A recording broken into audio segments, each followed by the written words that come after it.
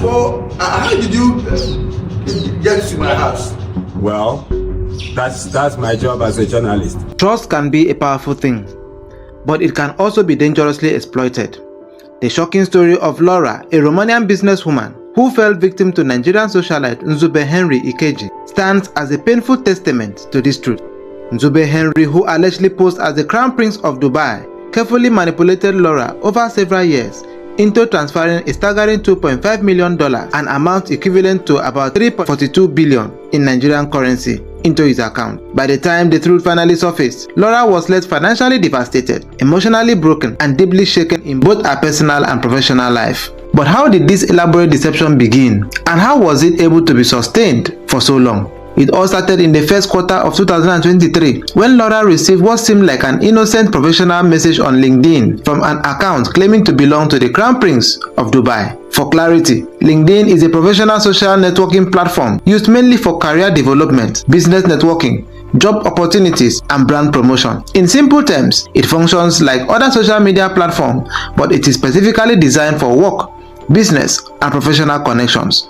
It was through this trusted platform that the impostor, the supposed Crown Prince of the United Arab Emirates, carefully crafted a convincing narrative. He introduced himself as a wealthy royal, deeply passionate about humanitarian causes, expressing interest in funding a charitable project in Romania. His messages were polite, strategic, and well-timed, making his intentions appear noble and genuine. Without any reason to suspect foul play, Laura responded unaware that she was stepping into a carefully constructed web of deceit. According to reports, their conversation soon moved beyond LinkedIn and gradually spread across multiple social media and messaging platforms. In line with the usual psychological tactics employed by seasoned cyber criminals, Nzube Henry slowly shifted the direction of their communication, subtly blending business discussions with emotional and personal topics. Over time, the relationship took on a romantic tone, creating a powerful emotional bond. Through calculated affection, constant reassurance, and well-scripted emotional storytelling, Nzube Henry gained Laura's complete trust. He made her believe that she was part of both a meaningful humanitarian mission and an intimate relationship with royalty, a combination that clouded her judgment and lowered her guard. Each request for financial assistance was presented as temporarily urgent or tied to royal protocols and international transactions, making his claim sound believable and difficult to question. To fully understand the scale of this deception, it is important to know who the Crown Prince of the United Arab Emirates stands for. The United Arab Emirates is a federation of 7 emirates, and each emirate has its own ruler and crown prince. However, Abu Dhabi is the richest and most powerful emirate, and its crown prince traditionally becomes the president of the UAE, wielding enormous wealth, influence, and authority. This single detail explains why the impostor's claim carries so much weight. Posing as such a great figure instantly commands respect, trust, and unquestioned credibility, especially among unsuspecting victims. So by mid-2023, Laura began to develop uneasy feelings about her newly found supposed crown prince, especially after she had already been sending expensive gift items and responding to his repeated urgent financial requests. Doubt slowly crept in and suspicion began to grow. But before she could openly express her concern, Nzube Henry, an experienced fraudster who was always one step ahead of his victims in reasoning and psychological manipulations, swiftly devised a new plan to quell Laura's curiosity and regain full control of the situation. He allegedly instructed Laura to open a bank account, claiming he wanted to transfer funds for the commencement of the humanitarian project he had earlier proposed in his LinkedIn message. Trusting him, Laura opened an account with a Romanian bank and forwarded the account details to Nzube. Shortly afterwards, he came up with yet another excuse. According to him, he claimed he was unable to transfer funds directly to the Romanian bank account, citing supposed international banking restrictions. Instead, he directed the unsuspecting Laura to travel to United Kingdom to meet his account officer, who would help resolve the banking issue.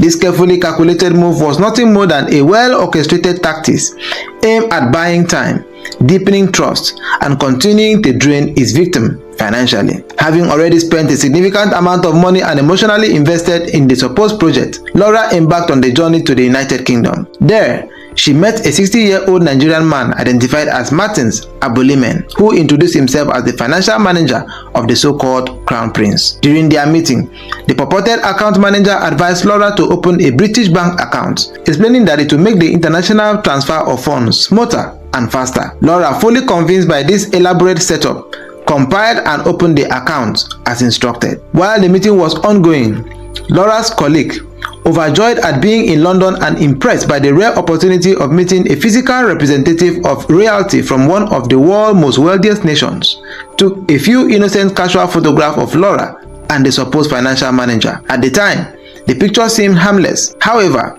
they would later become a crucial piece of evidence in uncovering the true identity of the man hiding behind the mask of a financial manager. Just a few hours after opening the British bank account, Laura received a login detail.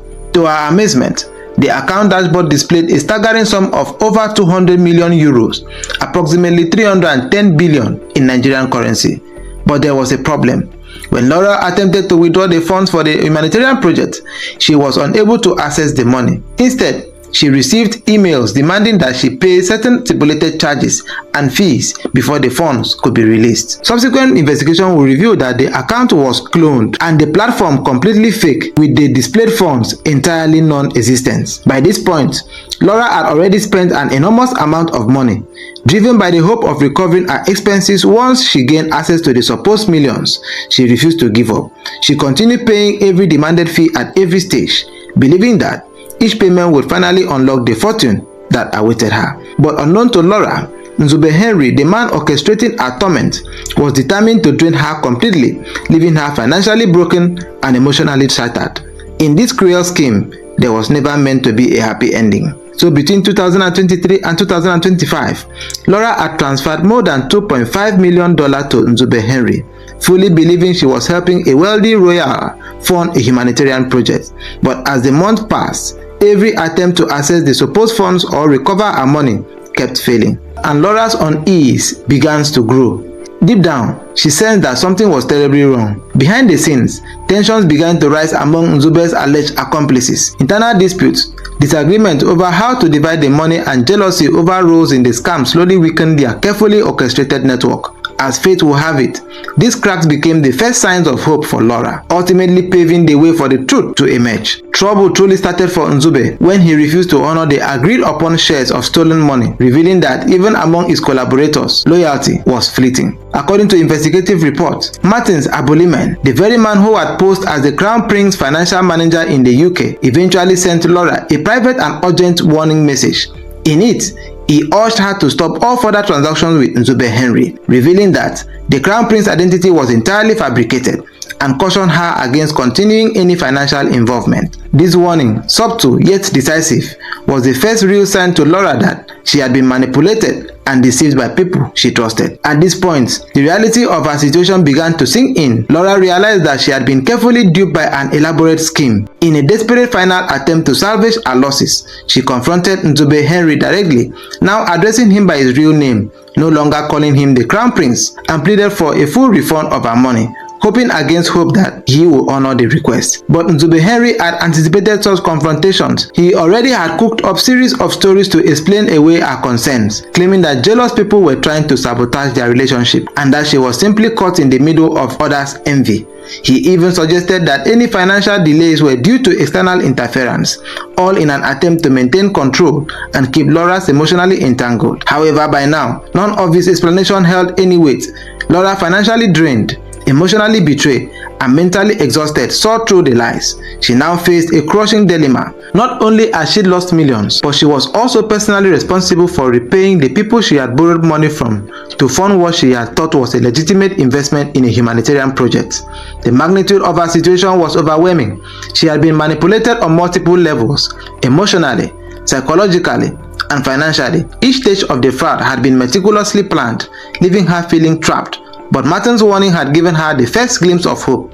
It was now clear that she could no longer blindly trust Nzube Henry or anyone associated with him. This phase of Laura's ordeal marked the beginning of her awakening. With the reality of the fraud finally clear, she began to prepare for the next step, investigating, seeking legal recourse, and exposing the criminal network that had tormented her for over 2 years. It was a painful realization, but it also set the stage for justice to eventually catch up with the perpetrators. Laura took a decisive step. Early 2004, she reported the case to the London Metropolitan Police. She handed over every piece of evidence she had, including the photograph taken during her London meeting with the man who claimed to be the financial manager. This single image became a crucial piece of evidence, empowering detectives to begin a formal investigation into what was now clearly a sophisticated fraud. But the investigation didn't stop with police work alone. Across the globe, international journalists began digging into the case, helping to uncover the full scale of the deception. One of the key reporters was Matt Seneke, an investigative journalist with the Organized Crime and Corruption Reporting Project, working alongside Nigerian-based investigative journalist Chikezie Omeje. Using a combination of digital detective work, social media analysis, and open-source research tools, the journalists began following every traceable digital footprint left by Nzube Henry and his alleged accomplices. They searched through LinkedIn messages, Instagram posts, videos, photos, and publicly available data linked to the fake Crown Prince identity. Every post, every tagged location, and every profile update became a clue. By cross-referencing this data with what Laura had already reported to the police, the journalists were able to piece together a compelling trail that linked the scam back to a real person living in Nigeria. One of the most significant breakthroughs came when the investigative team matched luxury home videos and photos posted online to geotagged satellite data and street images. This ultimately led them to Nzube Henry's mansion in Abuja, providing visual confirmation that the lavish lifestyle he flaunted was real, even if his stories were not.